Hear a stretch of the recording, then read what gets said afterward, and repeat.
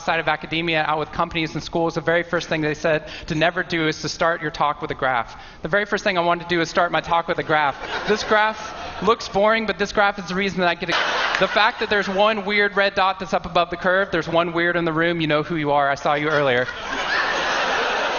That's no problem. That's no problem, as most of you know, because I can just delete that dot.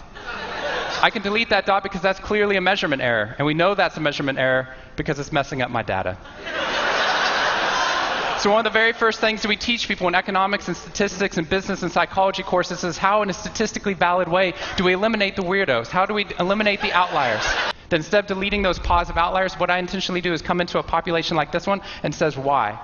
Why is it that some of you are so high above the curve in terms of your intellectual ability, athletic ability, musical ability, creativity, energy levels, your resiliency in the face of challenge, your sense of humor? Whatever it is, instead of deleting you, what I want to do is study you. Because maybe we can glean information, not just how to move people up to the average, but how we can move the entire average up at our companies and schools worldwide.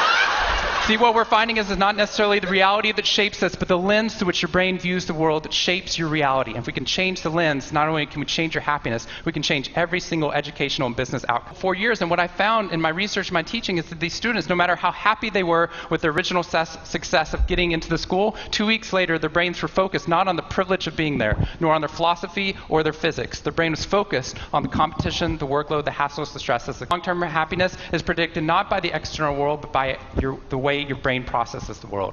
And if we change it, if we change our formula for happiness and success, what we can do is change the way that we can then affect reality. What we found is that only 25% of job successes are predicted by IQ. 75% of job successes are predicted by your optimism levels, your social support, and your ability to see health. Here's how we get to health. We need to reverse the formula for happiness and success, working with schools and companies in the midst of an economic downturn. And what I found is that most companies and schools follow a formula for success, which is this: if I work harder, I'll be more successful. And if I'm more successful, then I'll be happier. Success, you just change the goalpost of what success looked like.